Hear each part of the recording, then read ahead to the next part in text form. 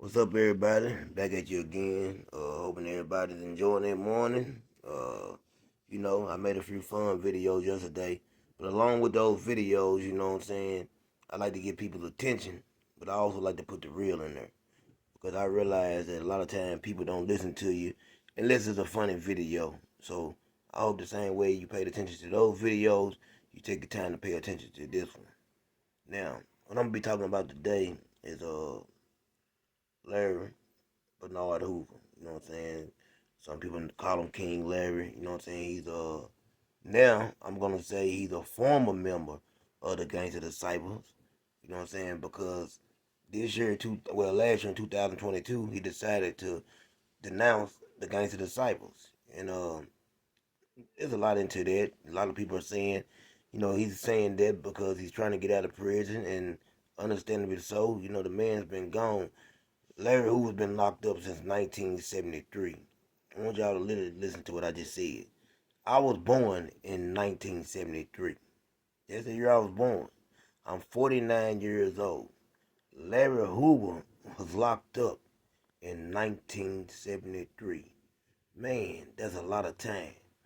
He's serving time right now in 80X Florence. You know what I'm saying? And if you don't know nothing about that prison, it's an underground prison, man.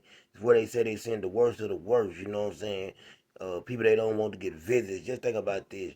You know what I'm saying? When somebody visits you, it's on a screen. You don't even see this person in person. You know what I'm saying? Everything. The shower comes to your room. You're basically locked down on the real 24 hours a day. This is what you're dealing with. A lot of people say it's inhumane. You know what I'm saying? And I agree with that. I just think somebody being locked down 24 hours a day is, man, just something I can't agree with. But Larry Bernard Hoover, you know what I'm saying? He was born in Jackson, Mississippi in 1950. He moved to the Chicago area, you know what I'm saying, when he was 4 years old. They said that by the time Larry Hoover was 13 years old, he had dropped out of school and started running with a gang. You know, he is the co-founder. You know what I'm saying? Not the founder, but the co-founder of the Gangster Disciples. At the time, it was the Black Gangster Disciple Nation. But he is the co-founder, along with David Barksdale. And Larry Hoover basically, David Barksdale died, but Larry Hoover basically took over. You know what I'm saying? In 1978 is when he, basically was, you know, the chairman, as people like to say. But what I'm getting to is now I'm not gonna put too much of that business out there. But what I'm getting into, I want people to really look at what me personally, what I was following. And it just tells you where your mindset at as a young man, or when you're lost. And for some of us that don't have fathers, man, and we latching on to these men, you know what I'm saying, and we looking up to these idols and stuff, man, this is the type of stuff that we latch on to, you know and that's why it's so important for us as fathers to be in our children's lives, because they start to latch on to stuff like this. Larry Hoover has done a lot of great things since he's been in prison, and I truly believe he's a changed man. But at the time, think about this. I decided to follow a man that I have never met in my life. I've never laid eyes on him. I've never had a conversation with him. I've never shook Larry Hoover's hand. You know what I'm saying? He doesn't know me, anything about me at all. He don't know who Carlos Kelly is, you know, and that's what I latched on to. I decided I wanted to be a part of that, you know, and this is what our kids are doing out here these days, man. They're latching on to, these gang members. You're listening to them tell you, and in the case of Gangster Disciples or Growth and Development, as they started calling themselves, you know what I'm saying, in 81, it was said to, they changed to, Growth and Development to rid themselves of the gang banging mentality, you know what I'm saying, and to be on a positive and productive note.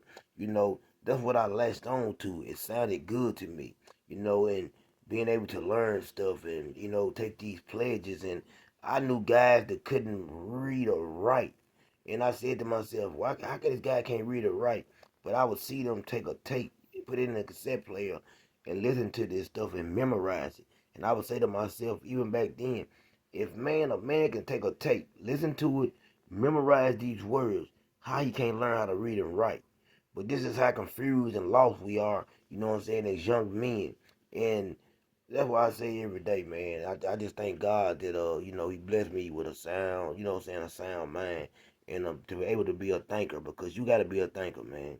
But at the time, it sounded good to me. I was young, and I was naive, and I felt like that was the best route for me to go. But now I look back on it, and I thank God, you know what I'm saying, because I've seen so many of these guys, man, they get locked up, incarcerated, they gone with life sentences for, you know what I'm saying, this criminal enterprise or racketeering, whatever you want to call it.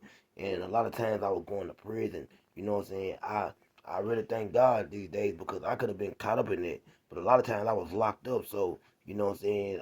I wasn't there when a lot of the mess was going on. I was able to God. It was like God was keeping me covered, even when I didn't know it. I was covered by the blood of Jesus. You understand what I'm saying? And it's serious, man. I don't want to see any of y'all young fellas, man, you know what I'm saying, get lost in that sauce. I don't want to see any of y'all sitting back doing a life sentence, you know what I'm saying, and you don't have to be in that situation. There's so many things we could be doing. I'm telling you, that gang life isn't what it's all made up to be. Everybody, I mean, somebody can be calling you their brothers today, and then something happens, man, and you know how quick it is they will cross you out. How can you call a man your brother, but you will put him, you know what I'm saying, in a violation, and this your brother now? My brother, there's no way possible. My little brother, you know what I'm saying, any one of my brothers that I could stand there and beat down and say that that's my brother. I couldn't do it. But this is what they'll do to you. You know what I'm saying? I've seen so many, and I've been a part of that. And I'm ashamed to say it. I've been a part of that. I've been on the giving end. I've been on the receiving end. That, you know, I've been there, and with me and six other brothers had the, you know what I'm saying, at the time, or supposed to be my brothers, we put a man in a circle and violated him. You know what I'm saying? No cover up, meaning that we could hit him anywhere. You know what I'm saying? Face shots, anything. And I've seen so many guys just get beat up really bad like that, to the point where their life was almost taken. But at the same time, you know what I'm saying, they'll get up and we'll shake their hands out this old with and tell them we love them. How? How do I love someone that I'm doing like that? You know, you don't treat your dog like that. I want y'all to realize what you're getting yourself into when you're going to these prisons, man, or whatever. If you happen to go and you join one of these gangs, now you might have, it might come a point in time where one of your friends gets into it with one of your, I'm talking about one of your child, it can be one of your childhood friends. He gets into it with a guy that you just met, but because he says he is what you gotta ride with that guy or you're wrong. So now you turned your back on your childhood friend. You know, if you can't resolve the situation, you turned your back on your childhood friend just to appease these guys and to be a part of what they're a part of. I don't want to make this video too long. I'm gonna make a part two to it. This is just the beginning, you know what I'm saying? But like I said, I'm trying to reach to you in all kind of ways. This is what I'm about when I ask for y'all support. You know, you can be with me and you ain't gotta be with me. But just know at the same time, you know, it could be your child tomorrow. So pass this video on, share it, and God bless everyone. And there will be a part two to this. Thank you.